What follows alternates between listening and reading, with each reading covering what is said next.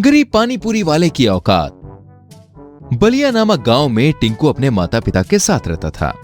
टिंकू के माता पिता एक सब्जी व्यापारी थे। वो दिन रात मेहनत करके अपने बेटे को अच्छी शिक्षा देना चाहते थे, लेकिन एक दिन बाजार से घर लौटते टाइम दोनों की एक एक्सीडेंट में मृत्यु हो जाती है, जिसके बाद रिश्तेदारों और पड़ोसियों में टिंकू को पालने के लिए बहस होने लगती है। टिंकू का एक पड़ोसी मोहन कहता है, बेचारा टिंकू, इसके माँ बाप तो चल बसे, अब ये इस घर में अकेले कैसे रहेगा। टिंकू की दूर की चाची बोली, हमारे इतने बच्चे वैसे ही हैं और ऊपर से हम गरीब, इसे कैसे पाल पाएंगे। टिंकू की मौसी रीना बोली, और मेरा परिवार भी काफी बड़ा है, ऊपर से कमाने वाला भी एक ही है, मैं भी नहीं रख पाऊंगी टिंकू को। अरे टिंकू के बुआ फूफा का परिवार तो काफी छोटा है और उन्हें कोई आर्थिक दिक्कत भी नहीं है, वो वहाँ आराम से रह सकता है। और ऊपर से टिंकू जहाँ रहेगा उसके माता पिता की सारी जायदाद भी उसी आदमी को मिलेगी। फूफा बोला, हाँ, हम टिंकू को ले जाएंगे। अरे ये बूढ़ा बोरा गया है क्या, जो इस मनुष्य को लेकर जाने की बात कर रहे हैं। ए जी, जरा यहाँ आना, क्या आप पागल हो गए हो जो उसे साथ ले जाने की बातें कर रहे हो। अरे उसकी जायदाद भी तो हमें मिल रही है और ऊपर से तुम्हें फ्री का नौकर, घर के सारे काम करवाना ले चल के उसे। अब तुम्हें और क्या चाहिए। हाँ जी, मैंने तो ये सोचा ही नहीं था। फिर टिंकू के बुआ फूफा उसे अपने घर ले जाकर उसे खूब सताते हैं। अरे ओ टिंकू, जल्दी जल्दी पोछा लगा, अभी बर्तन भी पड़े हुए हैं। तेरे माँ बाप के साथ तू क्यों नहीं मर गया। बुआ ऐसे ना बोलो, मैं सारे काम कर देता हूँ। मुंह नहीं, हाथ चला हाथ, वरना आज तुझे खाना नहीं मिलेगा। नहीं फूफा जी, ऐसा ना करो, मैं काम कर दे रहा हूँ। रात में, बुआ खाना दे दो, बहुत भूख लगी है। बुआ टिंकू को सबका बचा हुआ झूठा खाना खिला देती है। ये ले, ये खा ले। छी, मैं ये खाना नहीं खाता। जो दिया है चुपचाप खा ले, वरना जाके बाहर सो जा। नहीं बुआ, मुझे अच्छा खाना दे दो ना, आप जो बोलोगी मैं वो करूँगा। बुआ खाना लेकर वहाँ से चली जाती है। ले और जुबान चला, अब सो भूखा पेट। एक दिन की बात है। माँ, मुझे बहुत तेज भूख लगी है, कुछ खाने को दे दो। हाँ बेटा, रुक, अभी लेकर आई। वहाँ पास ही टिंकू खड़ा होता है। बुआ खाना देकर अंदर चली जाती है। उसके बाद रोहन उस थाली के खाने को जमीन पर गिरा देता है और जोर जोर से रोने लगता है। क्या हुआ बेटे, क्यों रो रहे हो। माँ, इस टिंकू को आप अच्छा खाना नहीं देती ना, इसलिए मेरी थाली का खाना गिरा दिया और कह रहा था कि अगर मुझे अच्छा खाना नहीं मिलेगा तो मैं भी तुझे अच्छा खाना खाने नहीं दूंगा। ऐसा कहकर रोहन मन ही मन कहता है, अब देख बच्चू, तुझे कैसा सबक सिखाता हूँ।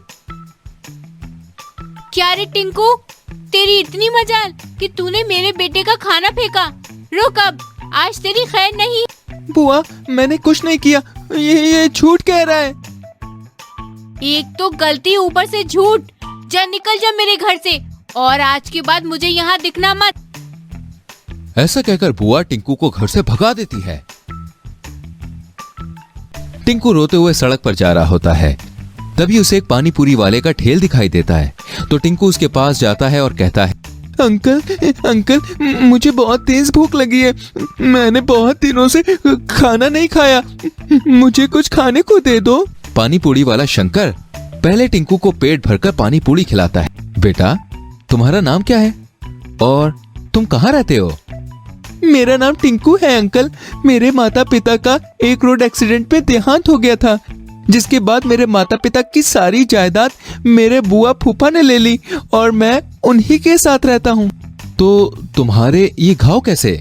अंकल वो लोग मुझे बहुत मारते पीटते थे और मुझे सबका झूठा खाना खिलाते थे, और आज उन्होंने मुझे घर से भी निकाल दिया।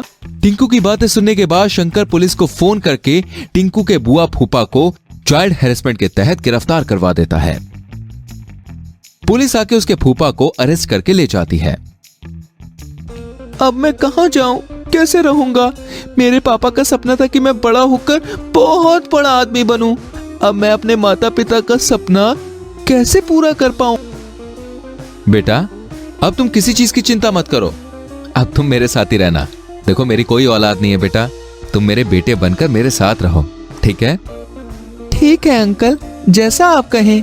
इसके बाद शंकर टिंकू को अपने घर ले जाता है, जहां उसकी पत्नी शारदा उससे कहती है, अरे ए जी, आप ये किसके मुन्ने को घर ले आए? शंकर शारदा को टिंकू के बारे में सारी बात बताता है। शारदा बड़ी खुश हो जाती है और कहती है, ए जी, आपने ये बहुत अच्छा काम किया। हमारी कोई औलाद नहीं है, हमें एक औलाद भी मिल गई और इसे माँ बाप मिल गए। ए मुन्ना, आज से हम तुम्हारी माँ हैं और ये तुम्हारे पिता। ठीक है बेटा, अब तुम हमारे साथ हमारे बेटे बनकर रहोगे। ठीक है माँ। फिर टिंकू शंकर और शारदा के घर उनके संग रहने लगता है और शंकर दिन रात मेहनत करके उसे खूब पढ़ाता लिखाता है, जिसके बाद टिंकू को सरकार की तरफ से एक बड़ी पोस्ट पर नौकरी मिल जाती है और वो एक बड़ा सरकारी अफसर बनकर गांव में आता है, जहां उसके माता पिता उसको देखकर बड़े खुश होते हैं। उनका सीना गर्व से चौड़ा हो जाता है और सभी गांव वाले टिंकू को देखते ही रह जाते हैं। माँ पापा, आपका बहुत बहुत शुक्रिया। आज आपकी वजह से ही मैं इतना काबिल बन पाया हूं। आपकी दिन रात की मेहनत और माँ के प्यार और विश्वास ने ही आज मुझे इतना कामयाब बनाया है। ऐसा कहकर टिंकू दोनों के पैर छूता है और सभी हंसी खुशी अपना जीवन काटते हैं।